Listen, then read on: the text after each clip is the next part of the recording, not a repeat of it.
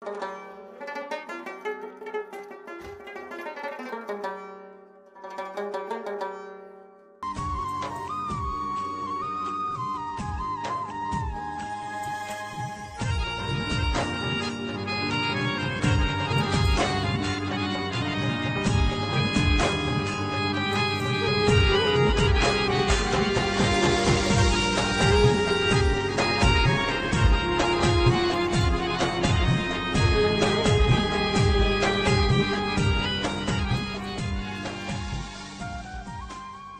د خوست ولایت اړوند د تاڼۍ ولسوالۍ مربوط د نیریزي کلی دی. هغه کلی چې درې کاله وړاندې په همدې نومي کلي کې د پیر محمد په نوم ماشوم دې نړۍ ته سترګې پرانیستې. پیر محمد کاروان د نور محمد زوی په 1438 لمریز کال کې پیدا شوی دی. پیر محمد کاروان لومړنۍ ابتدایي زده کړې د خپل کلي په یو مکتب کې وکړې. له 9 نه تر 12 ټولګي پورې په غرغښت او د 10 ټولګي څخه تر 12 ټولګي پورې د خوست په میخانیکي لیسه کې خپلې زده کړې وکړې چې بالاخره کاروان لوړې زده کړې د دعوت پوهنتون په شریعتو پوهنځي کې ترلاسه کړې. د هیواد نوموتي لیکوال او په چینارونو مین شاعر په دولتي او غیر دولتي ادارو کې دندې ترسره کړې دي او ډېرې اثار او لیکنې په بیلابیلو مقالو، ورځپاڼو او مجلو کې خپرې شوي دي. کاروان د نوي کور نوي ژوند په ډرامه کې د متن سمونکي، لیکوال او د ډایلوګ ایډیټور سربیري د ایکول اکسس په اداره کې د یو کلي زر غږونه په ډرامه کې د لیکوال په صفت دنده ترسره کړې ده. په افغاني ادب کې پیژندل شوی لیکوال د لیکوالو په توګه د خپلو هیوادوالو ستونزې، دردونه او کلتوري برخه د خپل قلم په واسطه ازمایلې ده. کاروان د شعر او ادب سره د خپلې لیونۍ مینې په پار اوکاله له سپوږمۍ راډیو سره د سپوږمۍ کړنګ په خپرونه کې د خپلو ادبپالو او فرهنګیانو تندغره مینه هم ماته کړه. د وطن له مطبوعاتو د آزاد افغانستان د لیکوالو د ټولنې د وفا په نوم جریده او د خپلواکۍ په نوم مجلې سربیري د بیلابیلو رسنیو او ادارو سره هم کار کړی او لیکل شوي اثار، مقالې او شعرونه په یادو خپرونو کې د مینوال لپاره خپرې شوي دي.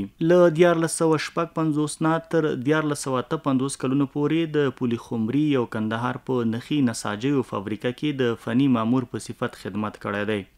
په چینارونو او غرونو مینده لیکوال د نورو هیوادوالو په څیر د کورنۍ جنګ جګړو له وجې ګاونډیو هیوادونو ته هم مهاجر شوی دی او په کوردنه د بزګرۍ د درندو کارونو سخت ژوند څخه ترخې او خوږې خاطرې هم لري. د ځانګړي سبک لیکوال کاروان وایي شاعري له ماشومتوبه راسره ملګرې شوې ده.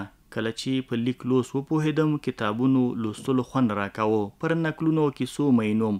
د پښتو فلکلوریکي کیسې، د خافریانو کیسې، د لیلا مجنون کیسه دا ټولې مې په مینه اورېدې او ډېرې مې یادوي.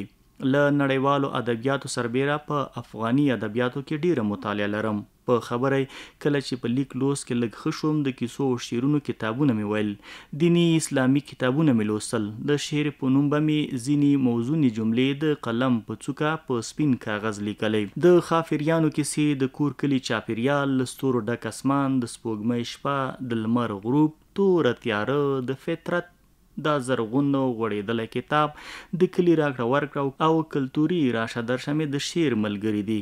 کاروان وایي په اوایلو کې مې شعرونه پټ ساتلي ول او د کورنۍ غړو ته مې په اوایلو کې نه ویل، خو بیا ورو ورو ښکاره شول. د کاروان لومړنی سروکی زما د سوي زړګي واورئ یوه خبره، خولګۍ دې سپینه ملغلره.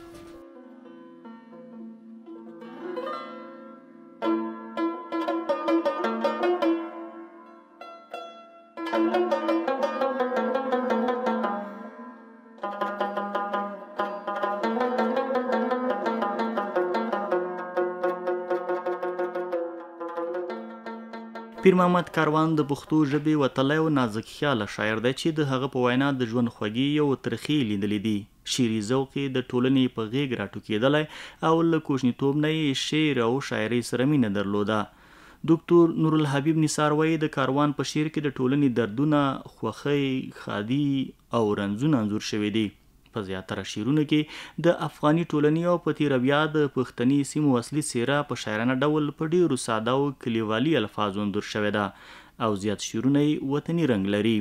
د ده په وخت کې چې کوم شاعري کېږي، کومه لیکوالي کېږي، دا ټول د ده له نظره تېرېږي، یعنې په دې هم نظر دی او خپل کلاسیک مطالعه هم لري، خصوصا د پښتو فولکلور او فولکلوریکو توکو آثارو.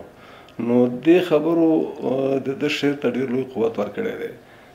بلې هغه خپل تسلط او عبور په ژبه باندې دی، او بلې د ارائې کولو د ارائې کوم چل چې دی، کوم فن چې دی چې په سره رقم ارائه کړي، نو دې خبرې د خپلو نورو ملګرو نه یا همعصرو نه یو څه متفاوت کړی خامخا دی. بل دا دی چې ډېر لیکل هم کوي ماشاءالله،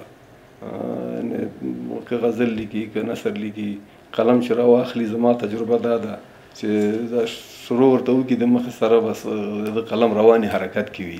د نثار په خبره کاروان تر ډیره حده په شعر کې ریاضت خوښ کړی او د شعر ژبه یې ډیره روانه ده چې پوهېدل پرې اسان دي. د شعر خپله معشوقه ګڼي، یو د کلي راشه درشه یې ډیره ښه تمثیل کړې ده. کاروان صاحب دا صلاحیت هم ډیر دی چې د خپل شعر لپاره کافي ریاضت کوي، خواري پې کوي، یو ډیر شدت سره ورته انتظار وباسي چې هغه کوم مضمون د سره پیدا شي هغه د شعر په قالب کې بند کړي. تر ټولو زیاته دغه یو خدا دی چې خیال او تصویرونه او خیالونه انځورونه دا پکې ډېر زیات وي د شعر کې. د لیکوالو په خبره کاروان زموږ د زمانې هغه انځورګر شاعر دی چې په شعر کې توري او کلمات په ډېر استادانه توګه کارولي دي.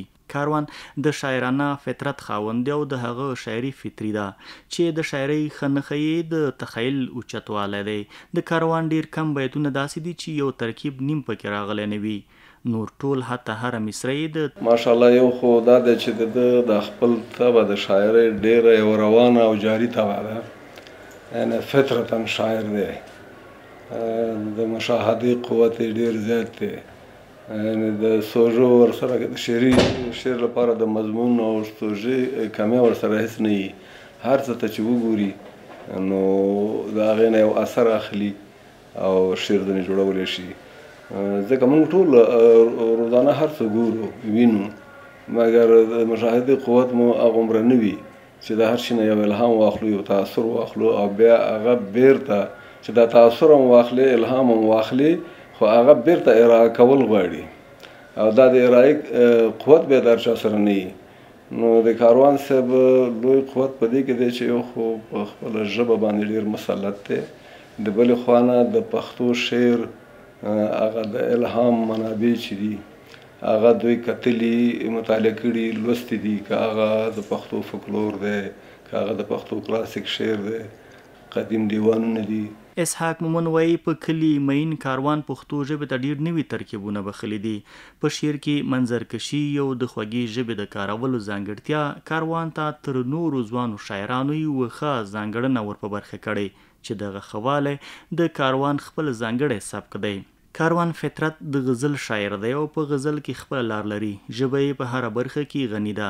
بیا وایي کاروان د انځورونو شاعر دی، په چینارونو میین دی او تل د خپل ولس په ژبه شعر لیکي. کاروان صاحب چې له نورو شاعرانو نه بېل کړی ده، هغه د شعر هغه کوم طرز چې ده، کومه طریقه یې چې ده، هغه خپله ټولنه ده پېژندلې ده. کاروان صاحب خپله ټولنه مطالعه کړې ده، بیا شعر ورته ویلی ده، او کاروان صاحب په دې خپله ټولنه کې لوی شوی ده، او د دې ټولنې ښه او بد، د دې ټولنې هغه کوم کلتوري ټکرونه چې دي یا کوم کلتوري ښېګڼې چې دي هغه ټولې ور معلومې دي او هغه یې په خپل شعر کې راوستلي دي. کاروان صاحب د تصویرونو شاعر ده، د ده په شاعرۍ کې بلا ډېر تصویرونه دي، د طبیعي مناظرو شاعر ده.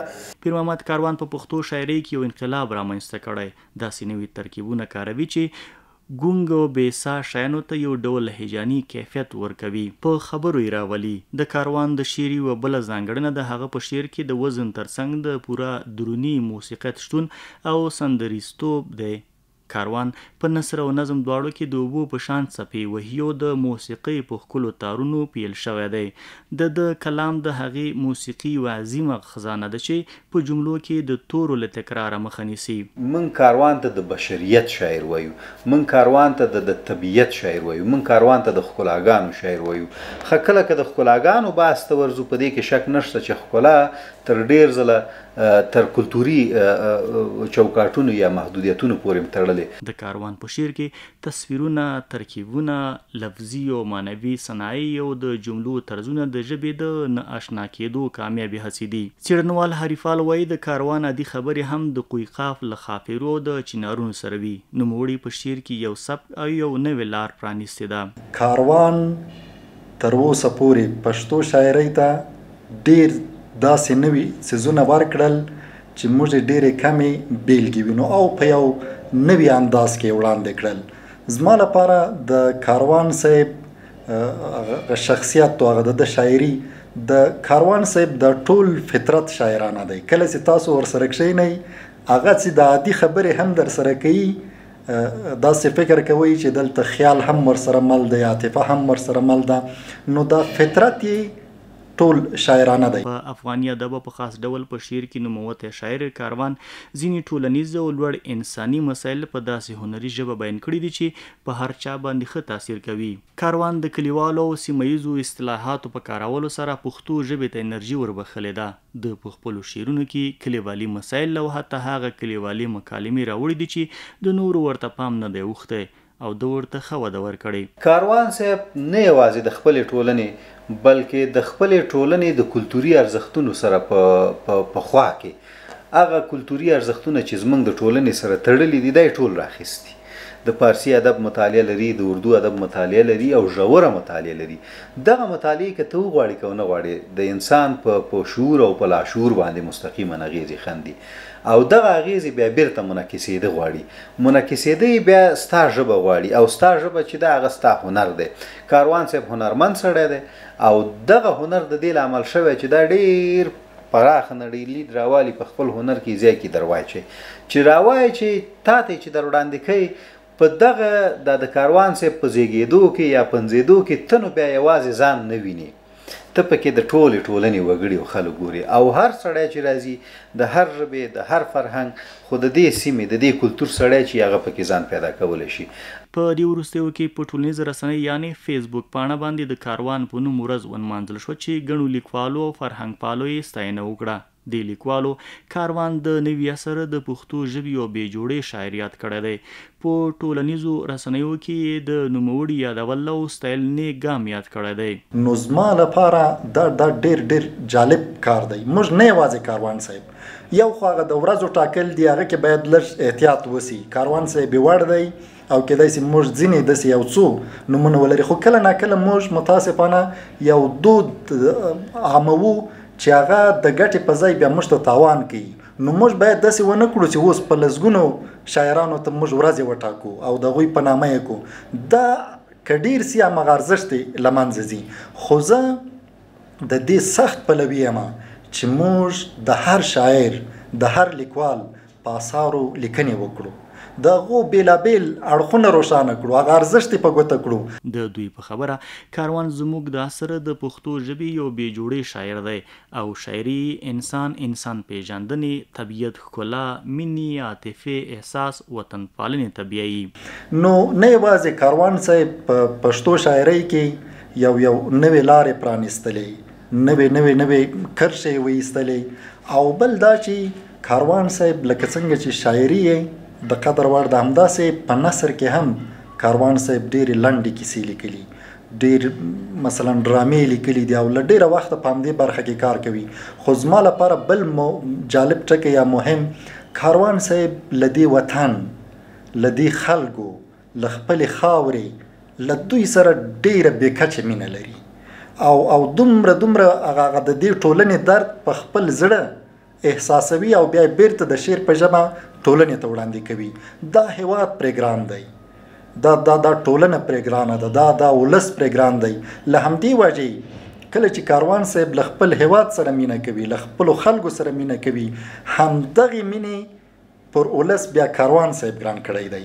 پیر محمد کاروان له ډرامې لیکنې سربیره په نثر کې لنډې کیسې او د شعر په برخه کې یو نوموتی شاعر او فرهنګ فعال یاد شوی دی. ښه دیکلمه کوونکی، ښه پریزنټر هم دی. چې په خپل مټې ډیر کتابونه او خورې ورې لیکنې خپلې ټولنې ته وړاندې کړي.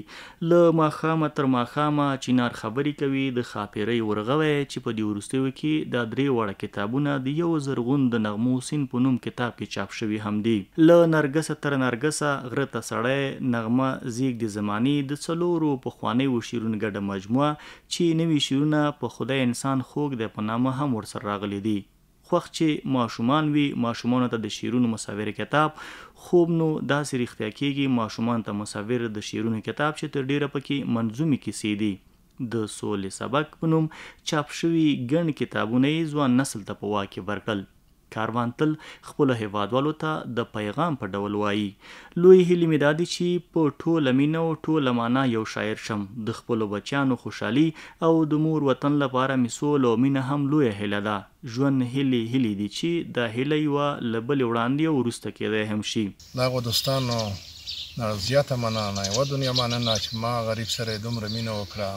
ما غریب دپاره دوی د خپلې مینې او د خپل اخلاص له مخې یوه ورځ وټاکله. زه د دوی مننه او د دوی د شکریې د ادا کولو دپاره الفاظ نه لرم، خو زړه مې ورته سلام کوي. هغه سلام دې په ټوله مینه دوی قبول کړي چې دوی د کائناتو له خالق سره د ښو بندګانو په څېر خپل زړونه او خپلې ارواوې وتړي او د الله د مخلوق سره د مینه وکړي او د خپل وطن، د خپل محبوب وطن افغانستان سره د ډېره مینه وکړي او په خپلو پنځونو کې د خپل وطن هیڅکله نه هېروي چې په دې وطن کې امن او امان، صلح او تمدن، یو علم او عرفان او پرمختګ راشي. د پښتو ژبې نوموتی شاعر او په غرونو او چینارونو مین شاعر پیر محمد کاروان نه یوازې په سوشل میډیا یعنی په فیسبوک وستایل شو، بلکې څو کاله وړاندې د افغانستان ملي راډیو ټلویزیون ادارې لخوا ورته د درناوي په پار غونډه جوړه شوې وه او نوموړي ته یې د اعزاز لونګۍ هم ورپه سر کړه.